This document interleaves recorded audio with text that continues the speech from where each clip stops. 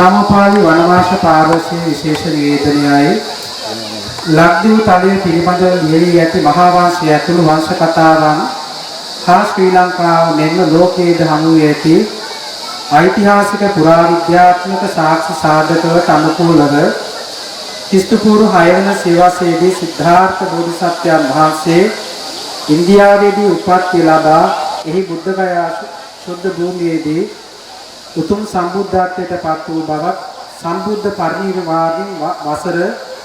236ක් ගත වූ තැන මිහිඳු මාහිමියන් ඉන්දියාවේ සිට ලංකාවට වැඩම කර ලංකා ශාසනය ආරම්භ කරන ලද බවත් ඒකාන්ත සත්‍යයක් වන අතර ඒ බව සමස්ත බෞද්ධ ජනතාවගේ පිළිගැනීමයි. ත්‍රිනිකායික සමස්ත මහා සංඝරත්නය ලක්දිව බෞද්ධ ඉතිහාසයේ මේ අයුරින් පිළිගන්න අතර මේට ප්‍රතිවිරුද්ධ කරුණු ඉදිරිපත් කරමින් ඓතිහාසික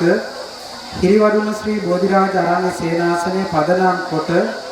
බෝධිසත්වයන් වහන්සේ මෙම පරිශ්‍රයේ බුද්ධත්වයට පත් වූවා යයි සාවද්‍ය තොරතුරු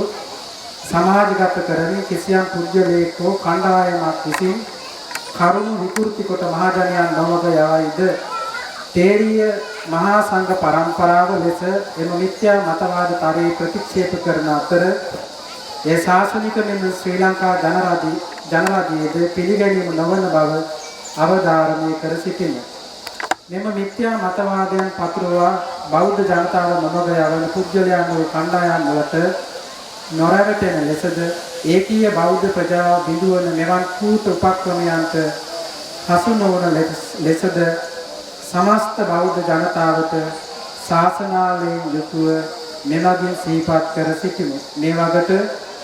අති පූජනීය පස්කොඩ ශ්‍රී ජිනවංශා විදාන මහා ස්වාමීන් වහන්සේ වනවාස පාර්ශ්වයේ මහා නායක මහින්පාන් වහන්සේ සංඝ මූලස්ථානයේ වතුරුමිල තිබ්බතුවාව පාදුව තෙරුවන් සරණයි.